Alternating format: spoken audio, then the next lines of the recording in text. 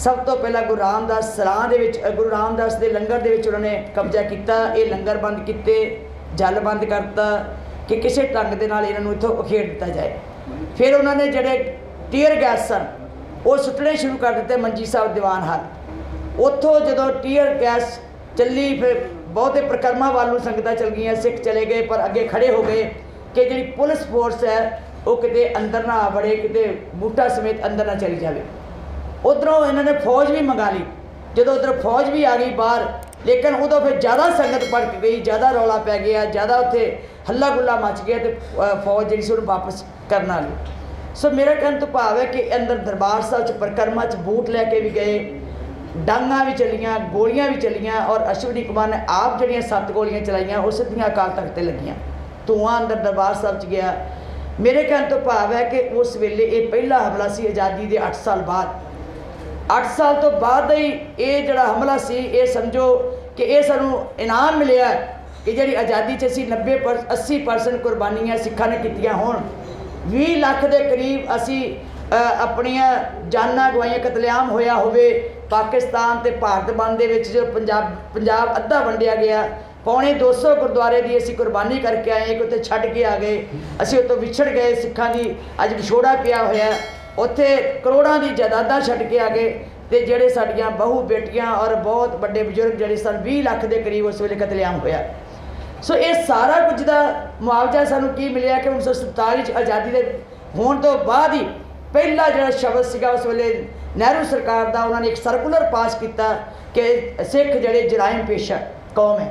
हुण ये देखो तुसी कि जराइम पेशा कौम, जिस कौम नूं पहला ही सब तो पहला कांग्रेस सरकार ने किया होवे, फिर कांग्रेस सरकार ने 8 साल बाद ही हमला करा दिता होवे, कांग्रेस सरकार ने आज़ादी तो बाद ही ਜਿਹੜੇ ਸਾਡੇ ਰੰਗਰੇਟਾ ਦਲ ਦੇ ਜਾਂ ਸਾਡੇ ਅਨੁਸੂਚਿਤ ਜਾਤੀਆਂ ਦੇ ਸਾਡੇ ਪਛੜੀਆਂ ਸ਼੍ਰੇਣੀਆਂ ਦੇ ਭਰਾ ਹਨ, ਉਹਨਾਂ ਦੇ ਉੱਤੇ ਤਸ਼ੱਦਦ ਸ਼ੁਰੂ ਕਰ ਦਿੱਤਾ ਹੋਵੇ, ਉਹਨਾਂ ਨੂੰ ਬੇਇਨਸਾਫੀ ਦਿੱਤੀ ਗਈ ਹੋਵੇ, ਸ਼੍ਰੋਮਣੀ ਅਕਾਲੀ ਦਲ ਨੇ ਉਹ ਲੜਾਈ ਲੜੀ ਹੋਵੇ ਤੇ ਉਹਨਾਂ ਦੇ ਮਨਾਂ 'ਚ ਇੱਕ ਯਕੀਨ ਵੱਜ ਗਿਆ ਕਿ ਸ਼੍ਰੋਮਣੀ ਅਕਾਲੀ ਦਲ ਸਾਡੀ ਪੀੜਾ ਨੂੰ ਸਮਝ ਸਕਦਾ, ਇਹੀ ਸਾਡੀ ਲੜਾਈ ਲੜ ਸਕਦਾ।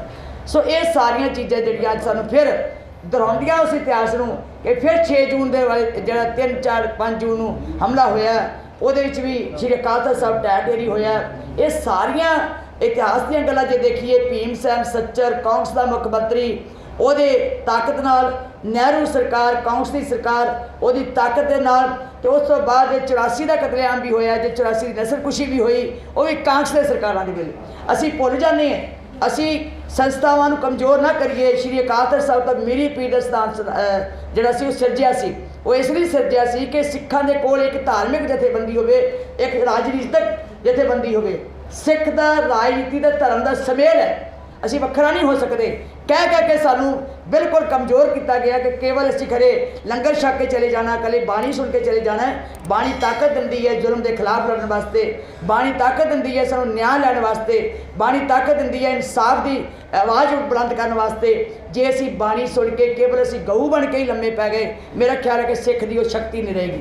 सो मैं अज ये धन्यवाद करती हैं श्रोमणी गुरुद्वारा प्रबंधक कमेटी सारे एग्जैक्टिव, सारे मैंबर साहबान, सारे साढ़े अधिकारी जन जिन्होंने सारे रल के सिंह साहबाना ने असी सारे ने सलाह बना के ये दिहाड़ा इसलिए मनाया कि परत दर परत जोड़े है साढ़े इतिहास के पन्ने दबे जा रहे हैं और इन्होंने इतिहास के पन्निया को खोलना बहुत जरूरी है।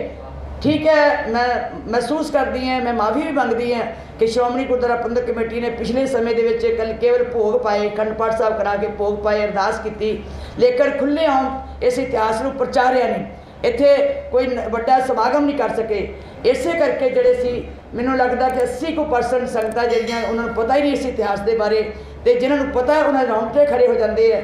मैं बेनती करांगी सिख कौम नूं कि कोई मैंबर गलत हो सकता है, कमज़ोर हो सकता है, कोई अपनी ड्यूटी की कुताही कर सकता है, कोई प्रधान गलत हो सकता है, कोई कुताही कर सकता है, लेकिन संस्था तुहाडी है, संस्था तुहाडी महान है, बड़िया कुर्बानियां चो बनी है। इस संस्था को जीवित रखो, इस संस्था को मजबूत करो, तां जो तुहाडी धाक जिहड़ी है दुनिया में रहे कि सिख कौम के कोल इक्को संस्था है श्रोमणी गुरुद्वारा प्रबंधक कमेटी जो धार्मिक अदारिया की जिथे सेवा संभाल करती है उत्थे मनुखता की मानवता की सेवा करके अपनी जिम्मेवारी संभालती है। सो मैं समझदी है कि साडी जिहड़ी सिख कौम की राजनीतिक अते धार्मिक शक्ति जिहड़ी एक थां दे उत्ते टिकी हुई है। श्री गुरु हरगोबिंद साहब ने सानूं मीरी पीर दा स्थान दिता, श्री गुरु हरगोबिंद साहब ने श्री अकाल तख्त साहब दिता।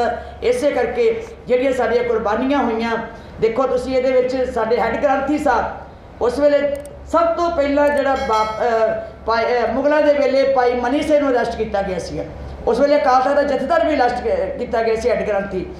बाद विच अकाल तख्त साहब का जथेदार यानी अक्षर सिंह जी साडा हैड ग्रंथी हैड ग्रंथी श्री अकाल तख्त साहब यानी अक्षर सिंह जी साडा हैड ग्रंथी इत्थों का हरमंदर साहब का उस वेले 55 ਦੇ ਵਿੱਚ अरैसट किया